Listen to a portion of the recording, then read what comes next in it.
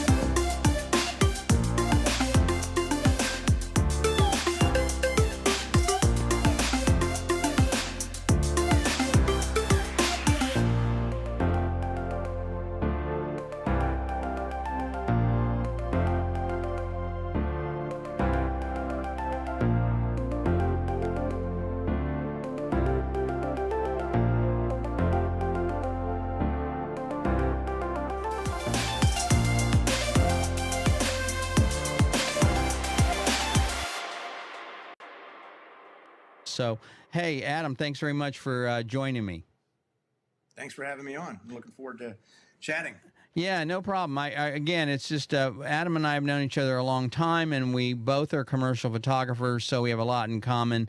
But I thought it'd be really good for you guys to hear from somebody else other than myself to get a perspective of what's going on in that market. If you guys have any interest in either doing this professionally or just interested in how the business works and what it's like to be commercial swimwear fashion lifestyle photographer. So anyway, so let's just jump into it. You sent me some photos that I really loved, and I wanted to show a couple of them. The first one that's a unique one. Let's see if I have this here. Yeah, here we go. It's I think it's a picture that's somewhat unique, and I know that it's one that I love, and I know that you love as well. Tell me about this photo here, and where was it shot at? That was actually one of the top fashion photos from the One Island Awards in 2021. That was actually shot in California at Weezy's Pieces, which is a water studio out about an hour and a half outside of Los Angeles. And it's a conceptual photo.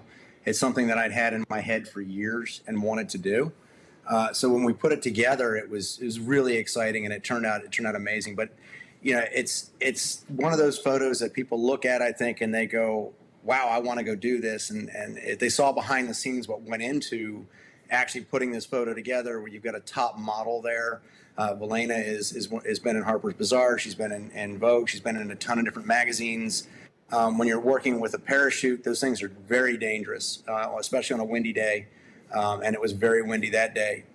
And you know, getting an entire crew out to a location like that can be difficult.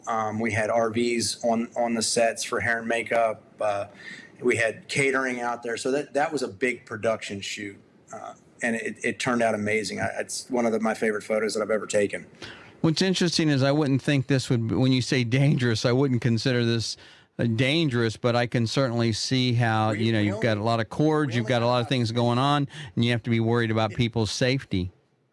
Well, we only got about 10 photos. The person who was in charge of the parachute had tied it off to this really heavy steel structure that was fortunately about 20 feet behind the model. That's a lot of string there, or twine that's holding that parachute. And after the 10th shot, that thing fell over. Oh, wow. Missed an assistant by about 4 feet. And that was the end of the parachute for the day. So we spent about 3 hours setting up and about 10 minutes shooting. So it was interesting, but it was fun because it's something that I hadn't seen before. It's something that had been in my head for a long time, and to actually get it out of my head, and back in the day we'd say onto the film, but into the digital world was exciting. And it was just an amazing shoot. The whole team that was involved in that just did a fantastic job. Well, that's an interesting question, because it's something I've often thought about, and something that I tell people about, and that is, how I judge the success of a photo. And most of the time, the photo I have in my head does not always come out. Very rarely actually comes out the way that I envision it. Sometimes it comes out better, which is unusual, because if you're open to ideas and being creative, but for the most part, it's not. So do you also run into that? Because all the time. I used to have a joke, but my joke got ruined. I used to say, when you get on set and things would start to go sideways, I'd say that's a Will Smith moment, because of the movie Hitch. Oh, yeah. And he sets people up on dates, and when dates go sideways, you go, I didn't see that going that way in my head. Yeah. I tried the joke the other day, and somebody ducked. Yeah. Yeah, it does. It's funny how things take on a whole new meaning, don't they? Yeah. So my joke got ruined. But so you get on set, and not everything is going to go the way you want it to. It's just, I kind of say I'm a duck on a pond. I'm really calm on the outside, but those little feet are moving at 1,000 miles an hour to keep me from drowning underneath. That's a great way to describe it. Well, and the trick is, as a commercial photographer, is to never let the client know that. I mean, you can be stressed out, but that's the trick, that's not their job. They don't care about if it's raining. They don't care about what's going on. They want you to fix it. And that's a big part of the work, isn't it? You've got to be calm on set. I mean, even if you're producing, if you're directing, if you're shooting, and we find that we wear all of these hats all the time now. I'm a big hard light photographer. I love natural light outside, but I don't typically put people into shadows. I pull them out into the bright sunlight. That's a tougher way to shoot, because you really have to be aware of things can go wrong very quickly. Yeah. Shadows move very quickly. You get limited amounts of times. The model can't move as much. They have to be aware of their light and face towards their light. They can't have all the freedoms they would have in say shadow. So because you're moving the shadows on their body when you're using hard lights. So you have to, inside you're freaking out a little bit, but you got to be a problem solver, and you've got to be the kind of person who gets on set, is confident in what you're doing, and breathe. I use that term all the time. Breathe. Just take a second, breathe, bring it down. You're in control of your set. Your set doesn't control you. You control your set. So nobody's rushing you to push the button on the camera. Right. So take your time and get things set up correctly, and then take your shots. And by doing that, you're going to get, everything's going to be okay. Yeah. You're going to face situations on set that you didn't expect. Maybe you plan for a sunny day, and all of a sudden, I live in Miami. I work in Miami. I don't think you can honestly predict weather in Miami. Right. A year from down here, what it's like down here. It's, I'm working in LA. Whatever the weather is, it's going to be sunny. And what's it going to be tomorrow? Oh, yeah, sunny, because it just doesn't rain there. Right. But you're working in Miami. You plan for this beautiful sunny day, and all of a sudden you've got entire cloud cover. Well, you got to be prepared for that. You've got to have an alternative, because you're not going to get a different shoot day. You're not going to cancel the shoot and pray for a sunny day on another day. You got to produce that day. You can't publish an excuse. So you're going to keep moving forward. So can you give us an example maybe of a situation like that, where you had something like that happen and you had to kind of save the shoot? Every shoot I know. That's the last shoot that we did for Bikini Crush Swimwear. We had planned, it's the Santorini collection. We rented Little River Studios, which has a Santorini set. I don't know if being in Miami is great, because we have a lot of movie lots or places that are used for music videos, and we can rent them. And they have a Santorini set. And we get there, and we're going to get this hard light. We're going to lay the model on the steps, and we're going to use this beautiful blue background in the skies. And we get there, and it's raining. Oh, wow. It's raining. It's not, and they predicted no rain for that day. Huh. So Josh, the other photographer I work with a lot with that particular campaign, he and I got there, and we just went to work. You know, it's getting scrims put up to put the crew underneath or umbrellas so that the crew stays dry. It's bringing out some strobes to create some artificial light that's going to look like natural sunlight. And wouldn't you know it, as soon as we get this 10-foot by 10-foot scrim set up, and we're pulling the lights out, and we're getting everything, you know, putting plastic bags over the lights, and then the sun comes out. Yeah, I knew that's where you're going. It's like, wait a minute. Yeah. Now we're pulling it all back down again. Fortunately, we just pushed it off to the side because we knew we were going to need it later. It's just screwing with you is what it's doing. Yeah, the weather just messes with you, and you know but it happens all the time. And when you're shooting in a natural environment, you're going to deal with that. Now, I mean, a lot of shooters will take, I don't want to call it the easy way out because it's a style, but the easiest thing to do is to stick a model in the shade and then bring her forward right to the edge till you all of a sudden start to get a little bit of highlights. Yeah. And when you do that, you can take some beautifully lit, evenly lit photos from head to toe. And I shoot a lot of those for catalogs, and they look really good. But those are photos that I use the term, like this photo. Yeah, I like this photo. It shows off the bathing suit like it's supposed to. It's exactly what the client wanted. The client wanted to see the bottom of that bathing suit, and she wanted the hat in the photo, and she wanted a little bit of life in the photo. But to me, this photo just says hi. Mm-hmm. You know, it doesn't say hello. It just says hi. So it's perfect for the client. It's exactly what the client wanted. To me, I like to have at least in every series of photos, I want something like this. Yeah. This is for the same client, different shoot. This one was for a whole different collection, and we got so much great, you know, harder light, direct sunlight imagery out of this, and those shadows define the model's body. They show off the bathing suit. You really see the colors in the suit.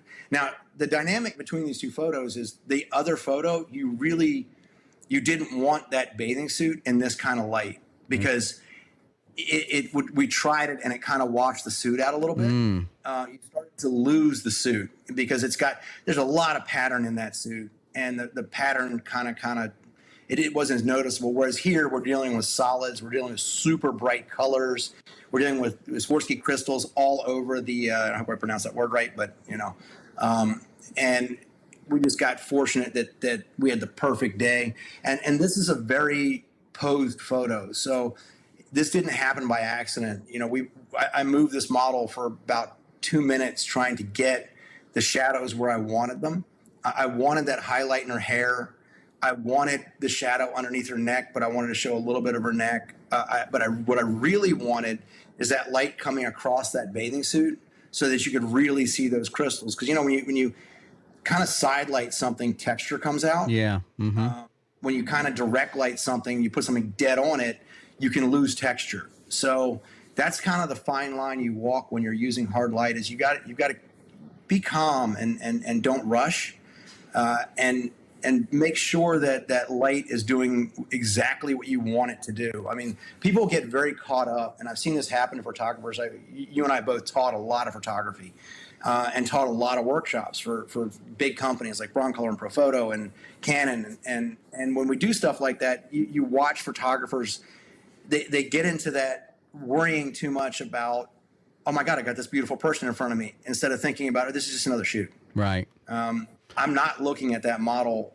I'm looking at that entire frame. Yeah. I use the terms corner to corner. Yeah, I know exactly what you're talking about. So when I looked at that viewfinder, I looked to all four corners, and I framed my photo, and I'm looking at it like it's a magazine or a picture frame. And once I've done that, I kind of zero down into the subject and start moving the subject around within that frame. Yeah. Not, oh my God, I got the subject. I mean, I know the last workshop I taught, people keep sending me images, and I tell them all the time, send me something that's a little bit wider. They're zoomed so tight that you lose some of the environment in the photo. Mm-hmm. and you lose. I think you lose so much of the character of the photo. That there's a place for tight photos. Sure. There are, and I call it the Abercrombie shot. I don't know if you ever noticed Abercrombie loves to cut models right here. Oh, so yeah. You don't see the nose up, or worse yet, they'll cut them right here and you see the nostrils. But they do a lot of those kind of shots at Abercrombie.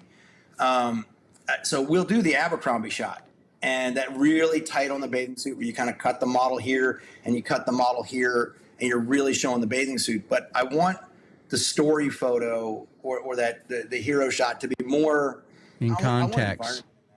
I want some context in it. I want some environment in it. And that's why people rent locations. Well, you know, it's interesting you mentioned it, because I was thinking about that when we were showing this picture right here.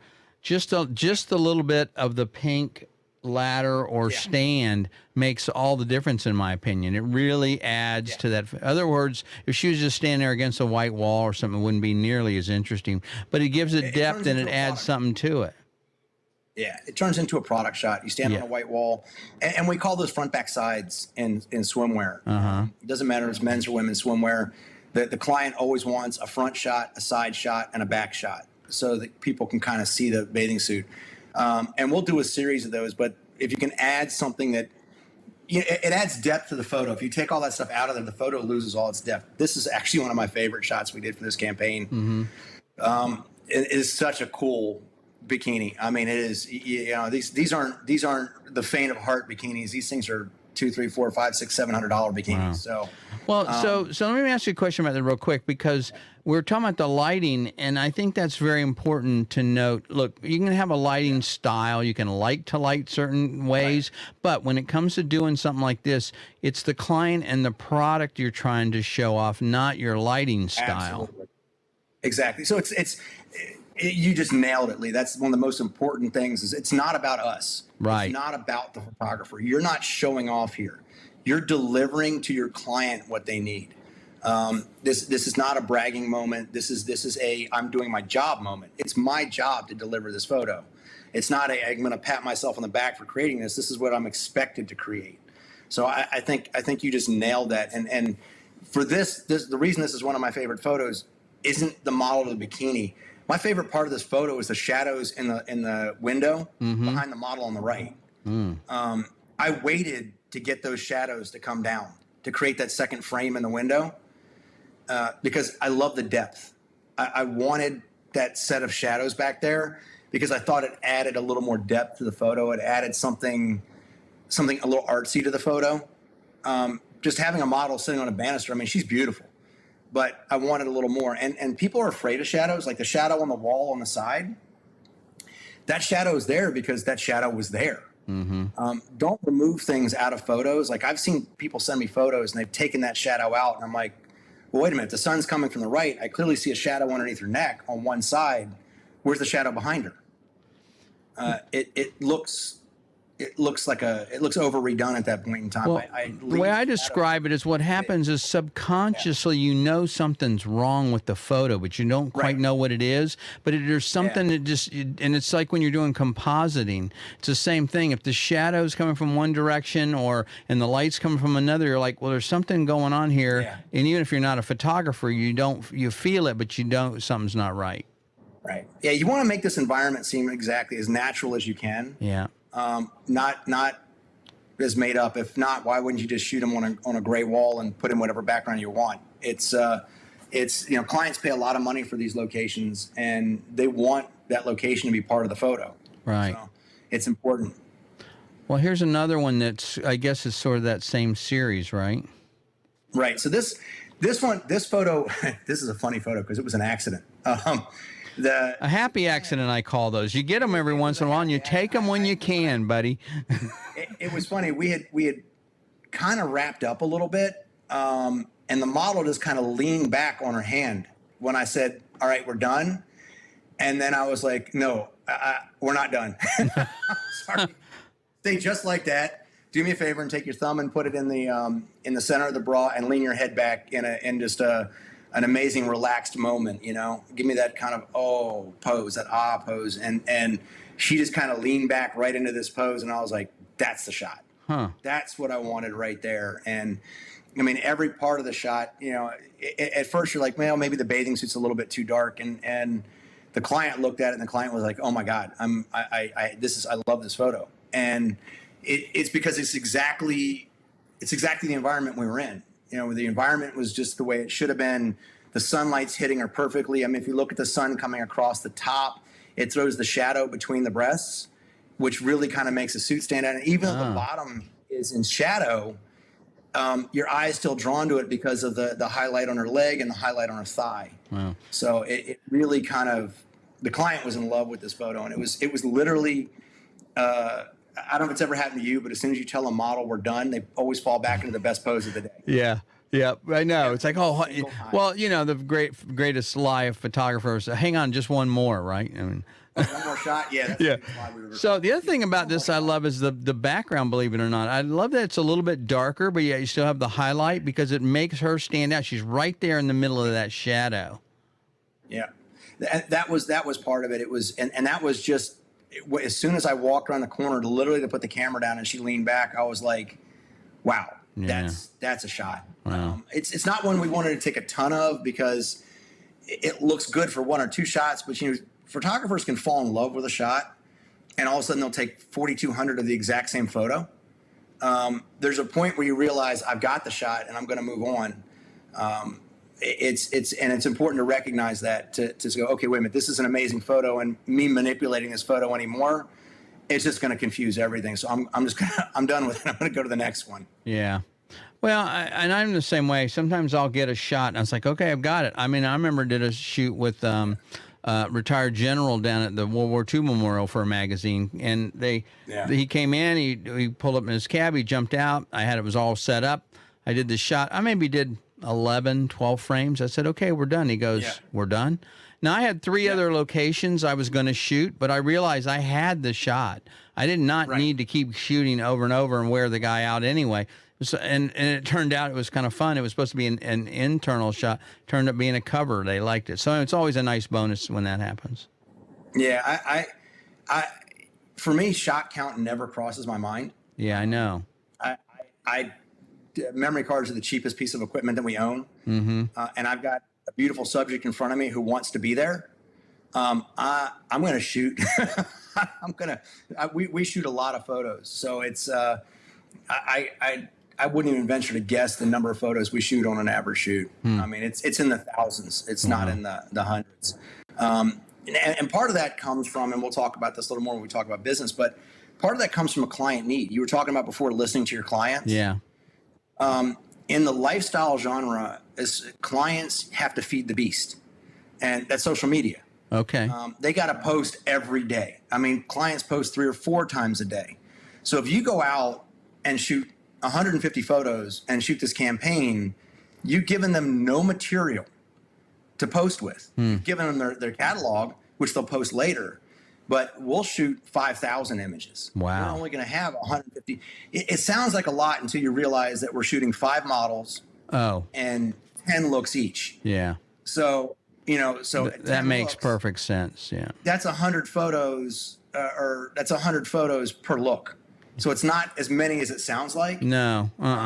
Yeah. It's people go, oh my God, you shot 10,000 photos. Yeah. Yeah, we had 8 models and 20 looks. Yeah. 20 times 8 times 100.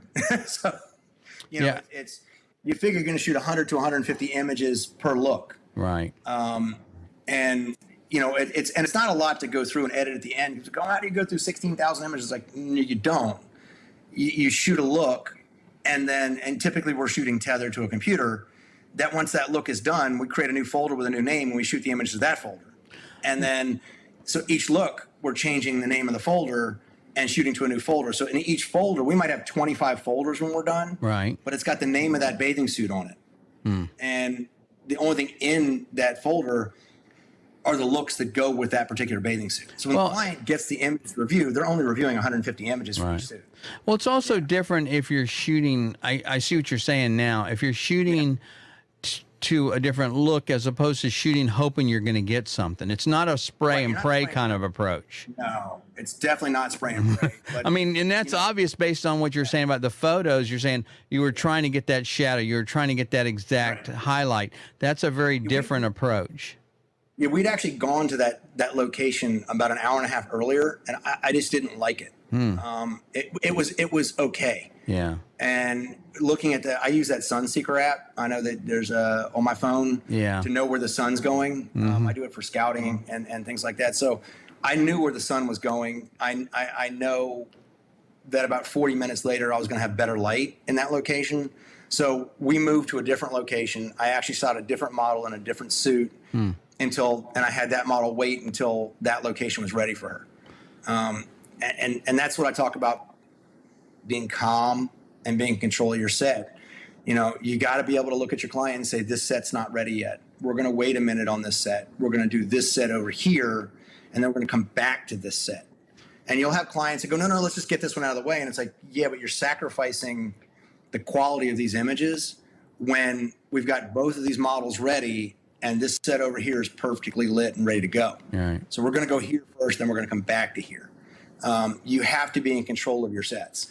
Well, it's kind of jumping ahead a little bit, but that's something that I know that you like to do. You like to be very prepared and have, it's not just a shot list. It's more than that for you. And so when you're dealing with 5 models and you have a bunch of people on set, you have to be that way. Otherwise it's just chaos. Yeah. I carry my, hold on, is it here? I carry my iPad, which is on my desk somewhere. I have the big iPad, and in that iPad, I have not just a shot list, but sample photos and poses from a lot of images I've shot in the past.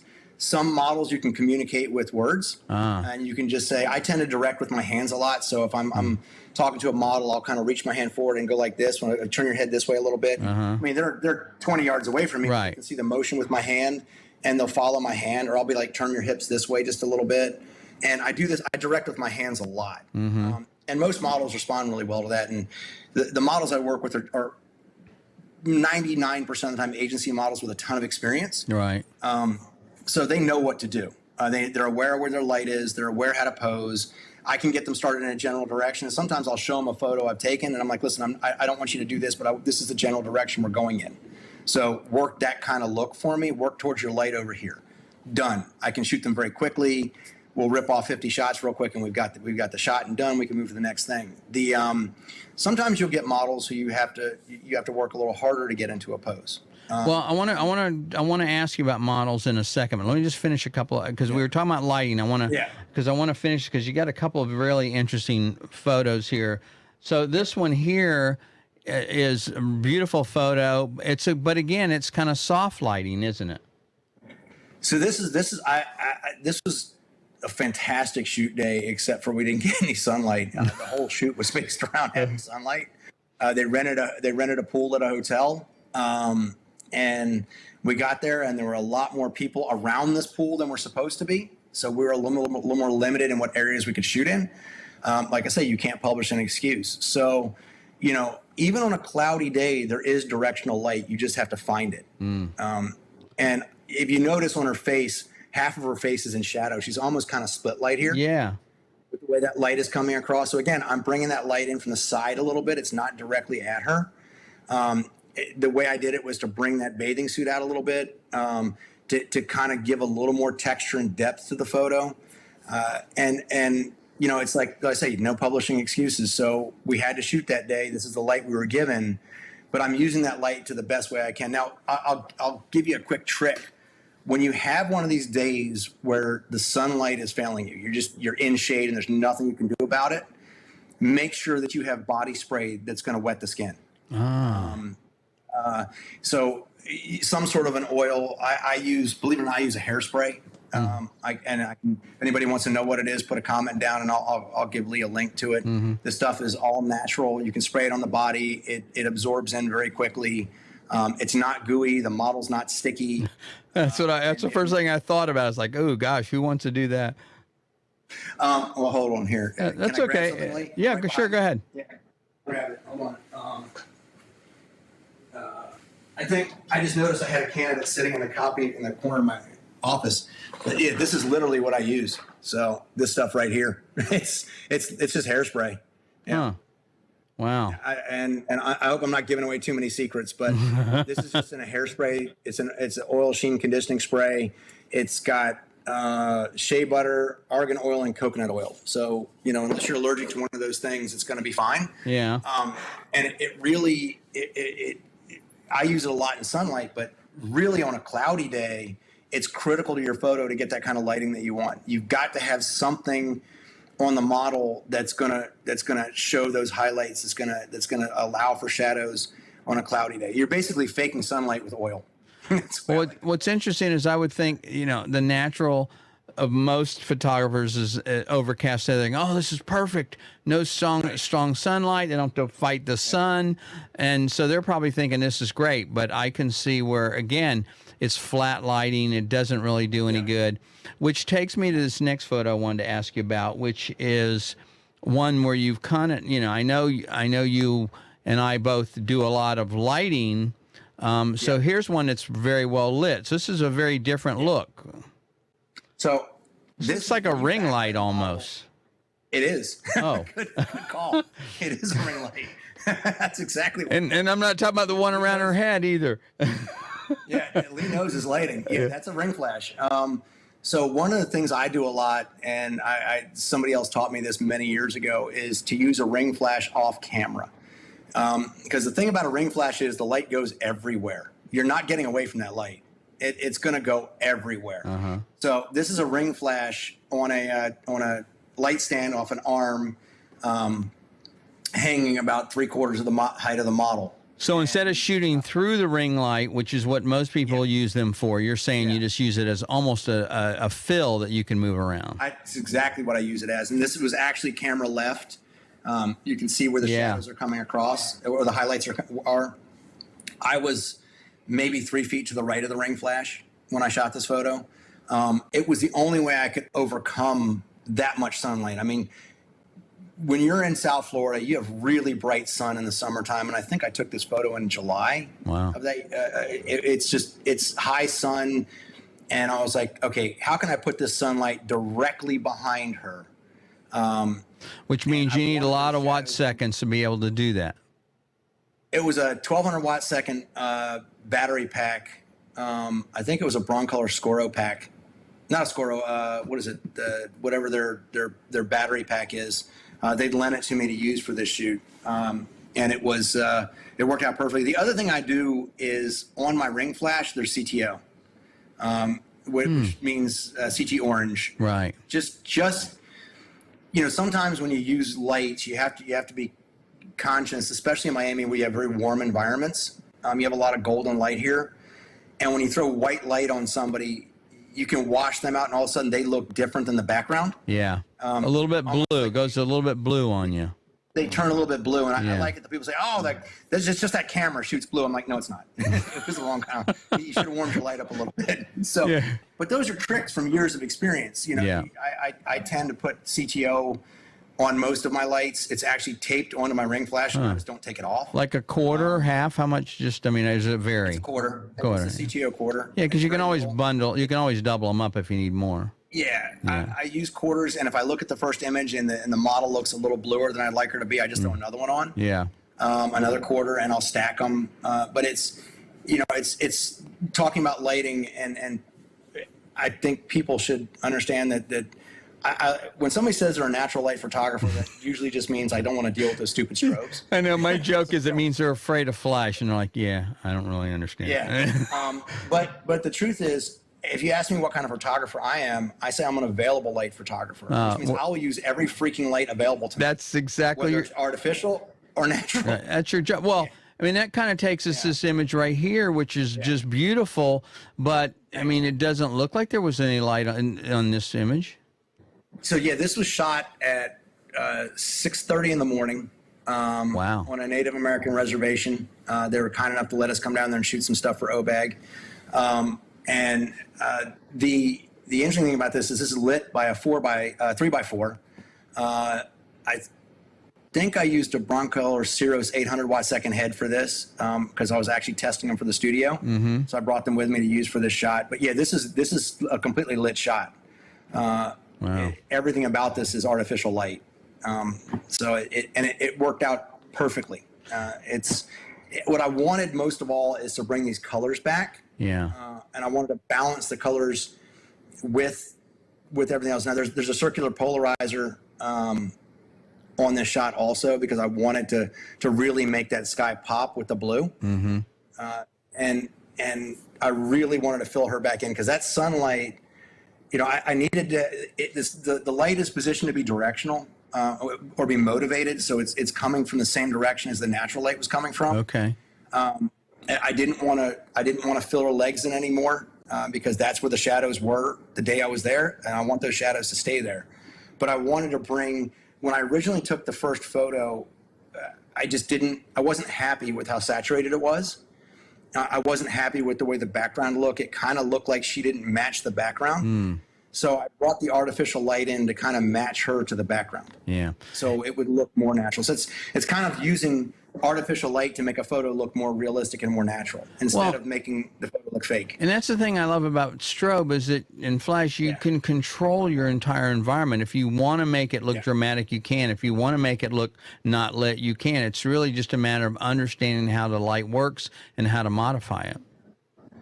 And these were simple. I mean, people who don't really like strobes or don't want to deal with these two images that you just showed were shot with single lights. One single light, one with a ring flash, that's got to be the smallest thing you can bring. I mean, they're only about that big. Right. And the other one was a 3x4 on a single head, on a battery powered strobe. So these are very simple. It's not complicated lighting. We weren't going out with 20 lights. It wasn't like old style Playboy lighting or old where you had 25 and 30 lights on a set. I think in a conversation with Arnie Freitag once, he told me he had 50 lights on a set. Oh my gosh.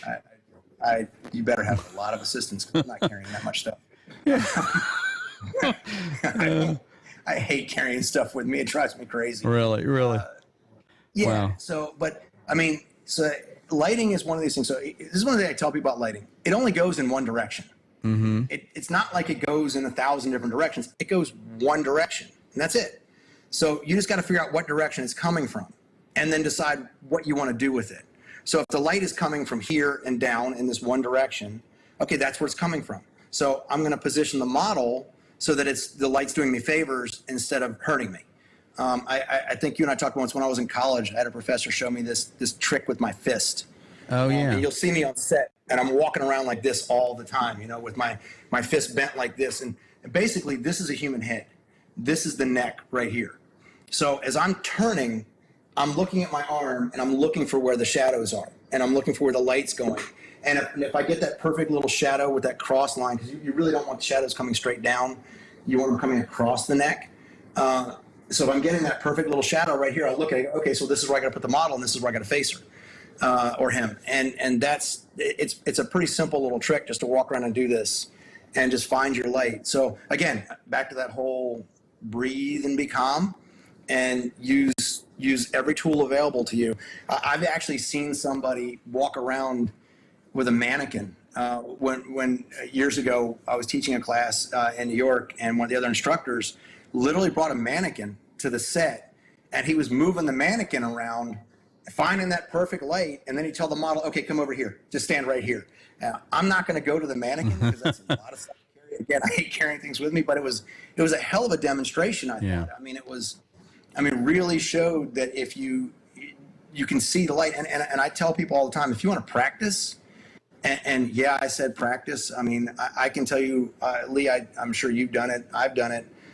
Where I've gone out and done a shoot where if you're shooting in general, and we all shoot a lot outside of the lifestyle and swimwear and resort stuff that I shoot, I also shoot a lot of corporate stuff. I mean, I shoot for Capital One, and I shoot for a bunch of other clients, and you don't want to show up unprepared. So I'll go out and pre-shoot sometimes. I'll take friends with me, and I'll put them where the subjects are going to be. I'll bring all the lighting gear, and I'll pre-shoot the entire shoot. Write everything down, so when I get there on the actual production day, it's boom, boom, boom, done. I know how everything's going to go, and I look like the expert that I'm really not. Well, Man, and I'm I already totally get that, and it makes so much sense. Number one, you're learning. So it's good. Number two, you are prepared, and number three, again, they figure, oh wow, this is great. I'm dealing with the right guy here. We've hired the right person because they know what's going on, and it's they don't want you to take all day. I mean, the whole story about you show up right. The guy, man, I don't know if you and I were having this discussion. A guy comes over and knocks on, was it you were telling me the one about the guy with the boat or something comes downstairs and knocks with a hammer, turns the thing on? Someone was talking about this guy, hired this guy, came in. They've been trying to get this engine running for months and months and months. They hire this old guy. He comes down, looks around, hits it with a hammer, starts running. They're going, okay, great. And they send him some giant bill for 10 grand. It's like 10 grand. All you do is hit it with a hammer. Yeah, but I knew where to hit it with the hammer. That was the difference. Right. And so it's the same kind of thing.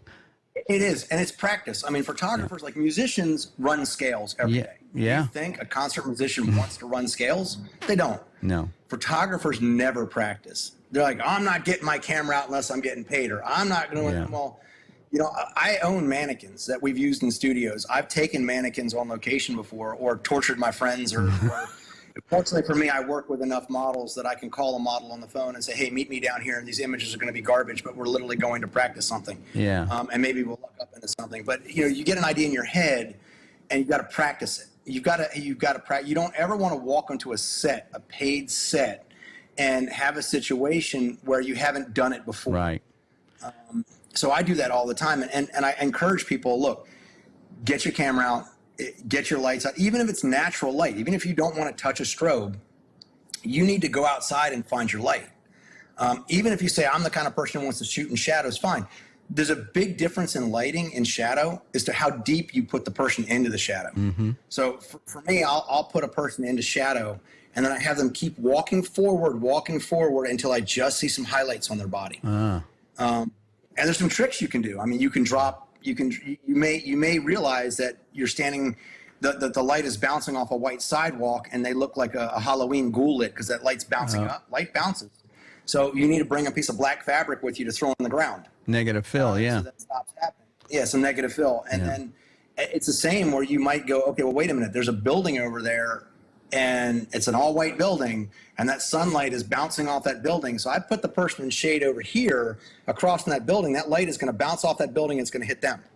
So I can get a little bit of light on them. I can bring out some highlight on them. So even if you don't want to use strobes, you've got to be aware of light and where it's coming from, and understand your environment, because there's so many opportunities to create a beautiful image if you just take a second and look around. Like you have a white building, or maybe you want some negative fill. So you find a dark gray building or a black wall, and you can position a model, and all of a sudden you've got some negative fill sucking some of the light out of that photo, and you can get a nice little burnt edge on the subject. And all that comes from practicing. Well, I often say, look, you do client work and then you do personal work. Your personal work is your practice. That's your concepts. That's where, hey, I want to try this. I want to see what this is all about.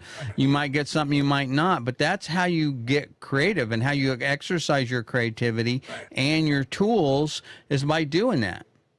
Yeah. So I'll always be learning. We never stop learning. I mean, it's the weirdest thing. You and I have had hundreds of, if not thousands of conversations. Yeah. And out of those conversations, I'll be like, damn, Lee came up with a good idea. I don't want to tell him that. Yeah, don't tell me that, because I don't want to know. I'm going to steal it. Yeah, Purcell thinks there's something wrong with you if you tell me that. Yeah, no, but it's coming up with actually, the funniest story I have about Lee is my wife was getting an award for her company, and Lee was the photographer who was doing all the photos. I know, that was weird. You showed up. Yeah, I was like, wow. Well, they had one guy who worked there who's like, I don't know how tall that guy was, like 7 feet tall. Oh gosh, yeah. He was huge.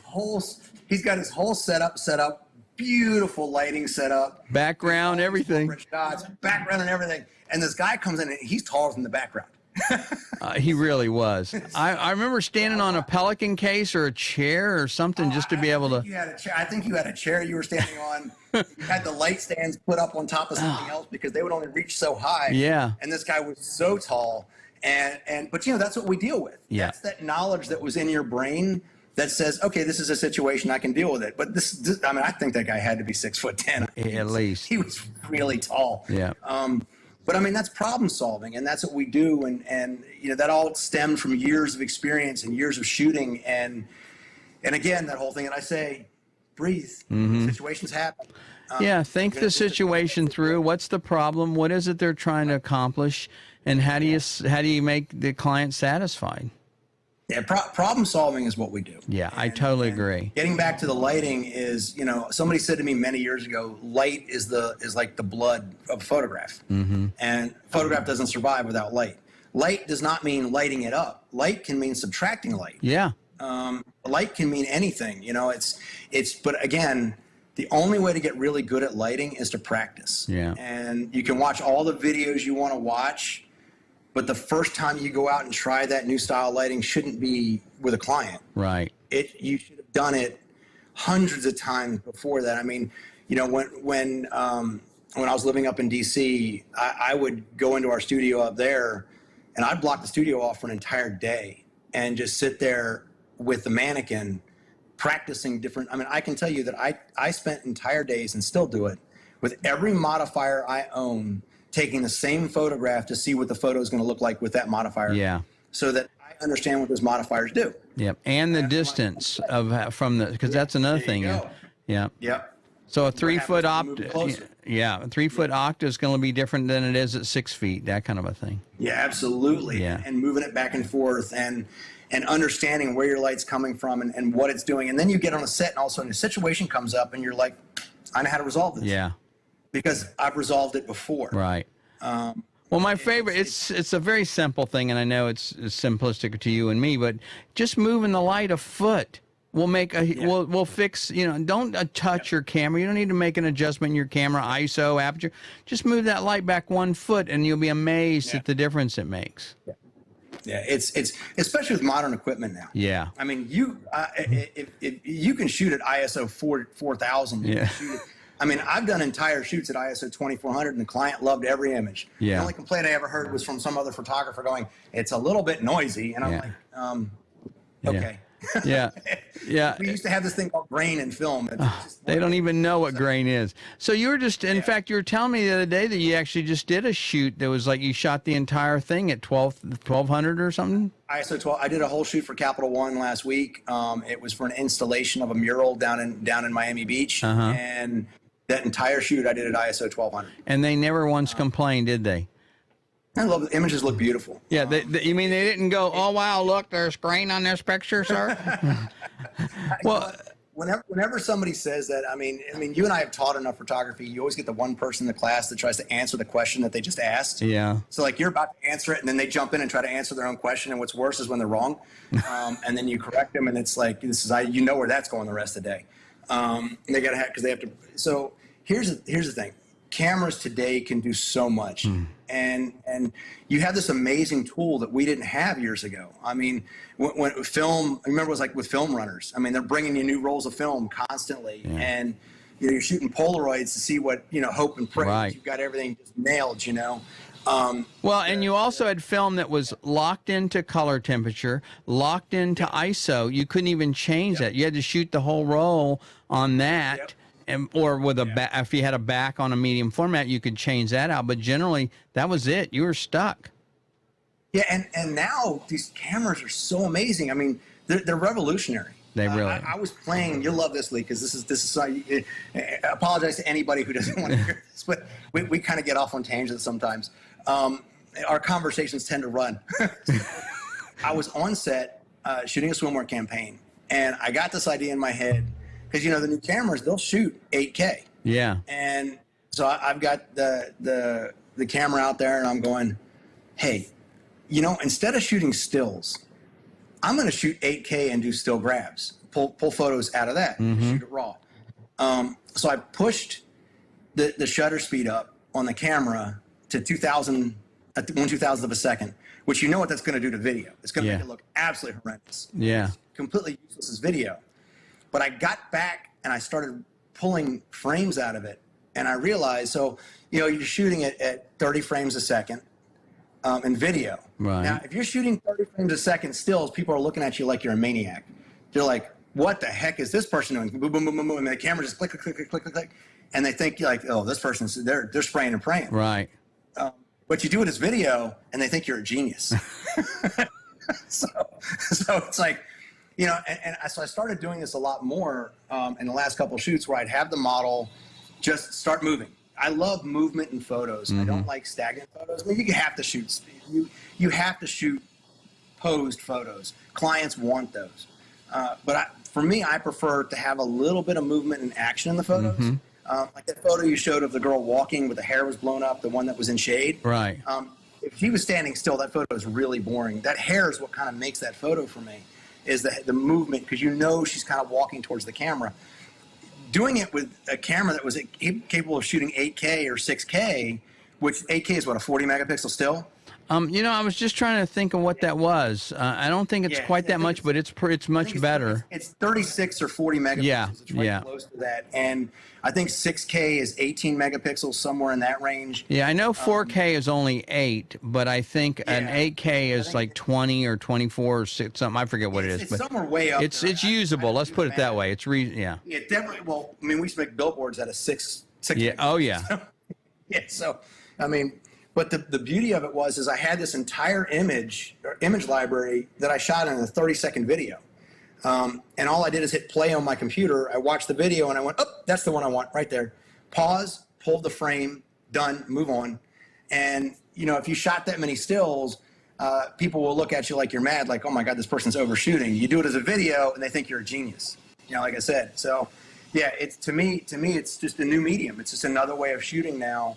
And I think it's going to become more popular. I mean, if you ever go to Red's website, you know, Red Camera. Yeah, right. There's a section of the website, and the number of covers on magazines that were shot with a Red camera as a video and pulled as a still will blow your mind. Wow. Well, and it's not so much that you don't know what you're doing or you're hoping. You know, again, it's kind of an advanced spray and pray. It's that you're getting stuff that you wouldn't normally be able to get by shooting. And so it's a different look as well. Yeah. And the model comes alive because the model becomes an actor or an actress. Yeah. It's they get to get movement and they get to go, you know, all of a sudden they're having fun. Right. It's not such a hard posed photo. And, you know, for the client now has 30 frames to pull as many photos as they want out of. Yeah. Well, and again, if you're talking about feeding in social media, that's perfect for that. Yeah. Yeah, and then a lot of times they'll see it and they'll go, well, can you go back and shoot that again so I can use it as a video? Because, oh, I really like that. It's like, so you'll send the model back and you'll go back and reshoot it at 30 frames a second. And so it's usable. The reason for cranking up the shutter speed, people don't understand, is that when you shoot a video, you want blur. That blur in the hands has to be there because it's what the human eye sees. When you push it up to make everything too crisp, it gets jagged. You get movements like this in it. Yeah. And you may not understand why something's disturbing to watch, but it usually means they shot it at too high of a shutter speed. Right. And it's hard to watch it. I know that's some filmmakers now are doing that as a technique where they push the shutter speed up to kind of intentionally jar you as the viewer. Every time I see it in a movie, I have to close my eyes for a second because it bothers me. Well, and just for those that aren't familiar, the rule of thumb is double the frame rate. So if you're shooting at 30 frames a second, you would normally shoot at 60, as your shutter speed would set up at 60. So again, 60 frames a second would be 120 kind of thing. 125, right? Right. So yeah, but again, we're talking about getting out of the box and experimenting just with lighting, just like with lighting. I'm now using these new beautiful tools that we have, these cameras that do all this amazing stuff. I mean, the autofocus is incredible. If you told me 10 years ago that my camera would be set on continuous autofocus, all servo, and face and eye tracking, and I would never move a focus point, I would have laughed at you. Yeah. I'd have been like, you're crazy. Yeah, right. I'm a photographer. I know what I'm doing. I don't need all that fancy stuff. Yeah. Yeah, it's like I put it on and I recompose. I put it on. No, you look at my camera now; it's just like this. Wow. And the ability of these cameras to do eye tracking, I mean, they grab the front eye almost 100% of the time. You never miss focus. I can literally compose my shot and then bring the model into the shot, and the camera automatically goes into focus. Wow. Where it's supposed to be, just like it would be for video, and it speeds everything up. It took out of my brain an entire task. So now I have more focus. I think my imagery has gotten much better because I'm so much more focused on the background and the subject than I am on where's the focus point? Where's this? I watch people pushing buttons like this all over the back of their camera or touching screens with focus points. And I'm like, well, that's a step I don't have to do. Well, see, you've now touched on something that's really important and something that I spend a lot of time teaching in the methodology I come up with, which is learning to see first, then tell a story, then worry about exposing, because if it's not about getting what mode you're shooting on or ISO or noise. It's about if the image doesn't work, if it doesn't tell a story, if it doesn't compelling, who cares how sharp it is? So by what's happening is I notice that people are still teaching what I call old school film techniques with exposure triangles and all this kind of stuff, which is something you certainly need to know, but not when you're starting off. When you're starting off, you need to learn to see what's in front of you, not worry about the camera. Which is why I think the iPhone has done such a great job, because people have now, when they take their pictures, they're not thinking about the camera or the technology, they're thinking about the subject. You know, there's a photo that you took, and I think you and I have talked about this before, that a photo, it was a model and a little girl walking with a straw hat. Mm-hmm. I love that photo. That photo's always stuck in my head. You showed me that photo years ago, and I was like, so the biggest compliment I'll pay another photographer is, I wish I took that photo. Oh, well, thank you. That's very kind of you. And then there's some photos I look at and you hear me say, that's nice. Yeah. And that's like, do you really want my honest opinion? Those are most of my own photos. I say, well, that's nice, but I know I can do better. You know, I always say the best photo I've ever taken, I haven't taken yet. Yeah. Because as soon as I take a photo, I see everything wrong with it that other people don't see. Yeah. We're overcritical on work. Boy, we ever. And yeah, it just is what it is. And I think for us, when I'm looking at other people's work, I try to always remember it's not my work and not my place to criticize, because the way I see isn't the way other people see. So, but that one image that you took, that light was just dreamy. And you know, it was interesting. That was in July. It was the hottest day of the year too. It was just awful. And I'll tell you quick. I think you told me the little girl wasn't even supposed to be there. Right. She's the makeup artist's daughter. Well, I'll tell you another quick part about that story real quick that nobody knows about, is that I also had one of my assistants bring a nice big red chair, and I was going to set it out in this field, and so we took the chair out and we set it out in the field, and then some guy comes along in his little cart and goes, "What's the deal with that chair?" I go, "Oh, we're going to." He goes, "You can't do that. That's wheat or some stuff. I don't know what it looked like, weeds to me." But they had made us move the chair out and wouldn't let us take the picture because it was, you know, messing with the grass they had out there. And we're like, really? Oh. So, you know, anyway, that's the way. Problem solving. The liaison or I or the art director, if I'm not doing that, will go over with the model what the look is, what the emotion is behind the look, what we're going for the day, maybe show them some sample images. We're getting them into hair first or makeup first, and then they'll switch. On my sets, usually the hair and makeup are a different person. Mm-hmm. So we'll bring them in to do one, then the other. They'll go from there to wardrobe, and then they're brought out to the set. And we'll delay arrival times for each person so that they're not waiting around for long periods of time to go into it, so that you can deal with, you can kind of keep everything flowing. My hair and makeup artists typically aren't on set as much because we're dealing with larger shoots. There's always somebody who's just finished on set. You're dealing with Miami heat. Or even if I'm in LA, you're dealing with LA heat. If you're dealing with New York in the summer, you're dealing with New York heat. New York winter, you're dealing with New York winter. So people are always needing their hair and makeup redone between sets. So the hair and makeup artists are busy from the time they get there. There's always somebody being brought back into them for touch-up or being brought back into them for hair and makeup. So.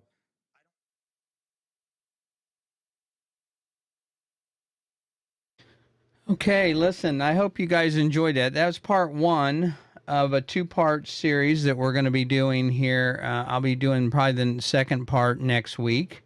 And Adam was just getting ready to get into business issues and how to work with models and stuff like that.